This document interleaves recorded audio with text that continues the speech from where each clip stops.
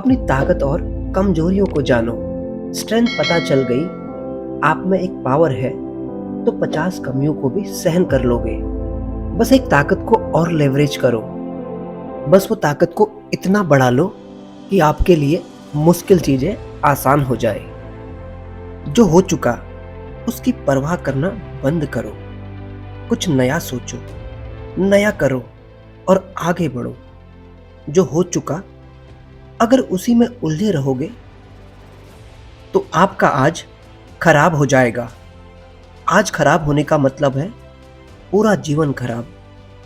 मेरी इस बात को आप हल्के में ना लें। आप इतने समझदार हैं कि आप मेरी इस बात को अच्छे से समझ सकते हैं। अगर आप वाकई पीछे हटने वाली घटनाओं को दिन रात अपने दिल और दिमाग में दोहराते रहेंगे तो आगे कुछ नया करने का निर्णय नहीं ले पाएंगे। जानते हैं ऐसा क्यों होता है? ऐसा इसलिए होता है कि जब आपका दिमाग बुरी घटनाओं के विचारों से भरा होता है तो यह अच्छे और प्रेरक विचार पैदा नहीं कर पाता और आप लाख कोशिश के बाद भी अपने हर काम में असफल हो जाते हैं। इसीलिए मेरी मानिए, जो हो चुका उसे भूलकर एक नई शुरुआत करें।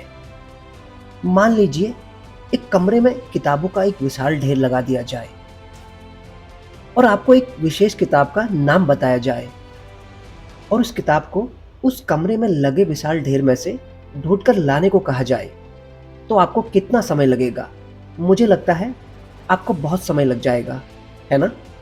लेकिन उसी किताब को करीब के बुक शेल्फ में रख दिया जाए तो आपको उस विशेष नाम वाली किताब को ढूंढने में बहुत ही कम समय लगेगा। दोस्तों, जब हम निराश और दुखी होते हैं तो सही विचार और सही फैसलों को सामने लाने में हमारा दिमाग असफल हो जाता है और हमें उस निराशा और दुख से बाहर आने में बहुत समय लग जाता है और इसी तरह समय की बर्बादी होती है और हम हमेशा पीछे रह जाते हैं।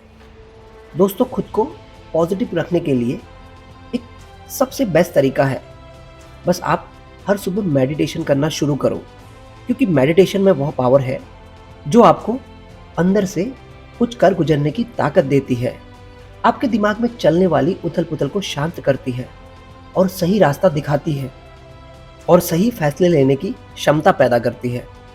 आपको जागना होगा और इस भ्रम को मिटाना होगा कि तुम कमजोर हो, तुम कभी न मरने वाली आत्मा हो। तत्व तुम्हारा सेवक है, तुम तत्व के सेवक नहीं हो। यदि आपकी परिस्थितियों पर अच्छी पकड़ है तो आप याद रखिए, जहर उगलने वाला भी आपका कुछ नहीं बिगाड़ सकता। शिक्षा क्या है?